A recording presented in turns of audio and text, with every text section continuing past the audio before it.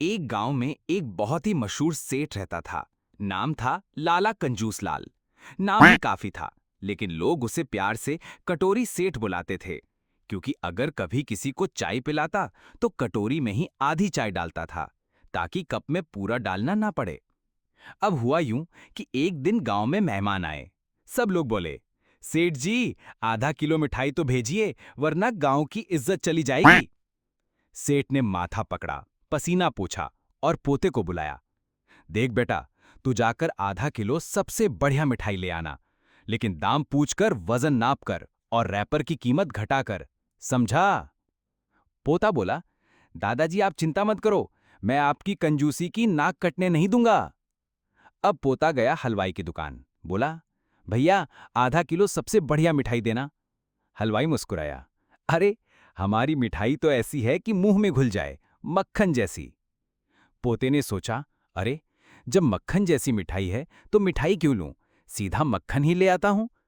और वो हलवाई की दुकान से सीधे मक्खन वाले की दुकान चला गया। मक्खन वाले से बोला, भैया आधा किलो सबसे बढ़िया मक्खन देना। मक्खन वाला बोला, भैया हमारा मक्खन तो शहद जैसा है, मीठा मीठा। पोता सोचने लगा, वाह, तो मक्खन में भी शहद जैसा स्वाद है, तो फिर मक्खन क्यों खरीदना, सीधा शहद ही ले लेते हैं। और वो मक्खन वाला छोड़कर शहद वाले के पास चला गया। भैया आधा किलो सबसे बढ़िया शहद देना।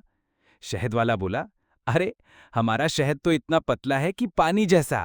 अब पोते ने ताली मारी, वाह रे किस्मत, जब शहद पानी जैसा है तो पानी तो घर में मुफ्त में ही मिलता है, फिर खरीदारी किस बात की। और वो बिना कुछ खरीदे घर वापस लौट आया। घर आते ही दादाजी खुशी से झूम गए, वाह बेटा, तू तो असली मेरा खून निकला। आधा किलो मिठाई मांगी थी, तू पूरा आधा किलो पैसा बचा कर ले आया।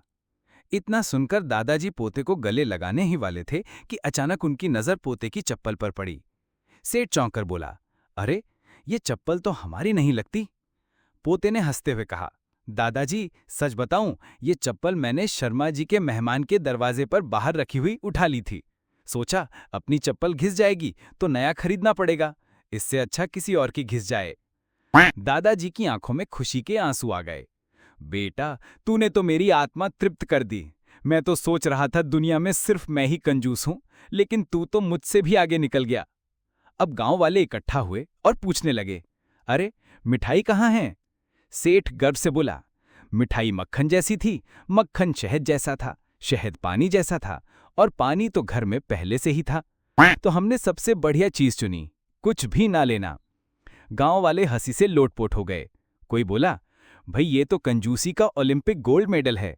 कोई बोला, अगर ये ऐसे ही चलता रहा तो अगली बार सेठ जी मेहमानों को हवा खिलाएंगे और बोलेंगे, पेट भर गया ना, हवा तो ऑक्सीजन जैसी है। सारा गांव ठहाकों से गूंज उठा और कंजूस सेठ ने घर से ऐलान किया, आज से मेरा पोता मेरा असली उत्तराधिकारी है, क्योंकि इसने ना सिर्फ मिठाई बचाई बल्कि चप्पल भी।